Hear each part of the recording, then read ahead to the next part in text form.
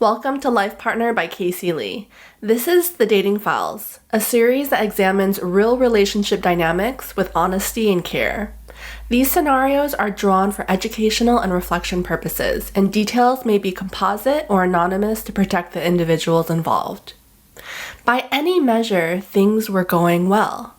She had been seeing James for about 6 weeks, and she was aware on some level that she had nothing to be anxious about. He was consistent, he communicated, he made plans and kept them. He had been clear about his interest from the beginning and hadn't given her any reason to question it since. There were no ambiguous texts to decode, no silences that stretched too long, and no moments where she caught herself wondering where she stood. And yet, there was something running underneath all of it. Quiet, persistent, hard to locate, a low-grade vigilance that she couldn't fully explain. She'd find herself checking her phone a beat too often after she'd sent him a message. She'd replay a conversation afterward, not because anything had been wrong, but she was still scanning it anyway for something that she may have missed. She'd feel fine in the moment, genuinely fine, and then notice a faint tightening when too much time passed without hearing from him, even when the amount of time was completely reasonable. She was a thoughtful person. She knew herself reasonably well.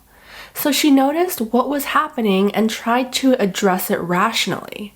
She reminded herself that he had been consistent, and she listed the evidence.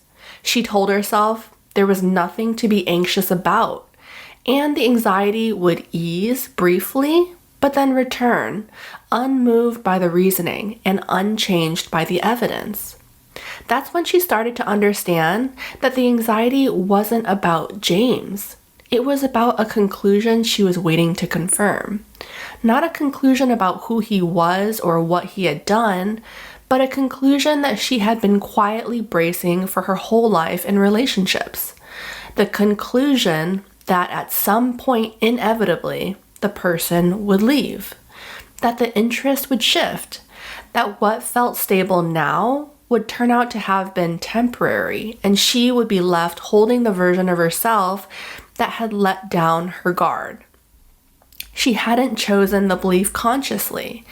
It had been assembled from older experiences, from a relationship in her early 20s that had ended without warning, from a childhood spent in a home where emotional safety was real but never quite predictable, from a series of early dating experiences where her read of the situation had turned out to be wrong in ways that were quietly embarrassing and quietly instructive.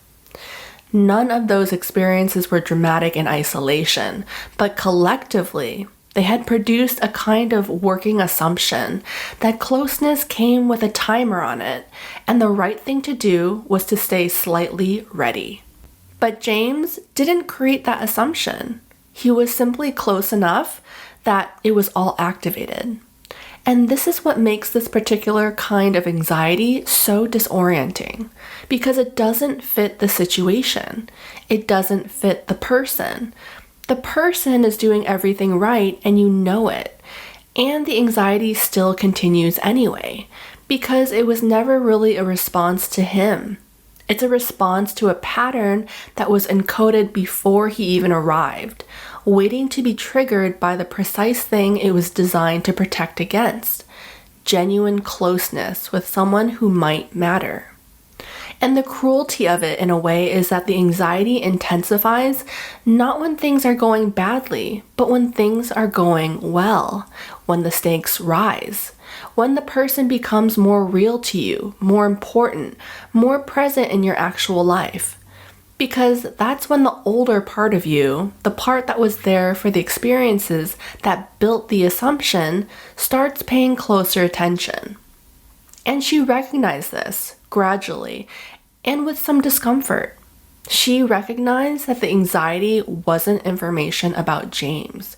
It was information about her, about a protective pattern that had outlived its usefulness but hadn't gotten the message yet. What changed for her wasn't that the anxiety disappeared. It didn't.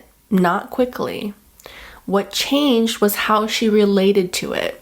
Instead of treating it as a signal to investigate, instead of letting it send her looking for evidence to confirm or deny her fear, she started treating it as a familiar visitor, something that she already knew, something that had shown up to protect her from a threat that wasn't actually present.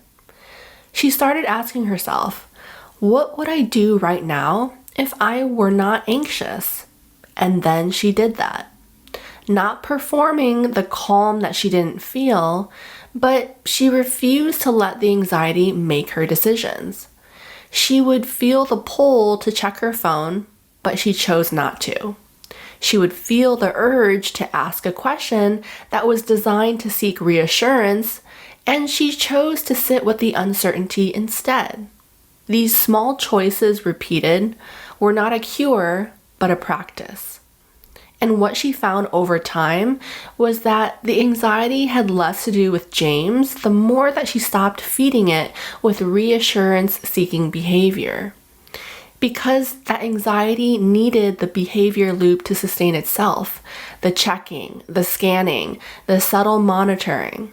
But when she removed the behavior, the anxiety had less to hold on to. She had also found that telling James a version of this, not the full history, not a clinical accounting, but just a genuine moment of honesty, had changed something between them. She said simply, I notice I sometimes feel anxious even when there's nothing to be anxious about, and it's not about you. And he received it without alarm, without pressure, and without making it something that it wasn't. And his reception, which was calm, easy, and unchanged in his warmth toward her, gave her more data than any amount of rational reassurance-seeking behavior would have. She wasn't fixed, and she was still working on herself. And this looked less like resolving anxiety and more like not letting it ruin her relationship. And that distinction between feeling anxious and acting anxious turned out to be where all of it was located, not in the absence of the feeling, but in what she chose to do with it. What this episode points to is something that often gets missed in dating conversations. That the anxiety isn't about the person in front of you at all, but it's about something older that gets activated when closeness becomes real. And if that's landing for you, I want to invite you to 2 places. The first is the free workshop, where I go deeper into how anxiety shows up in early dating and what it takes to build a steadier internal foundation. The link is in the show notes.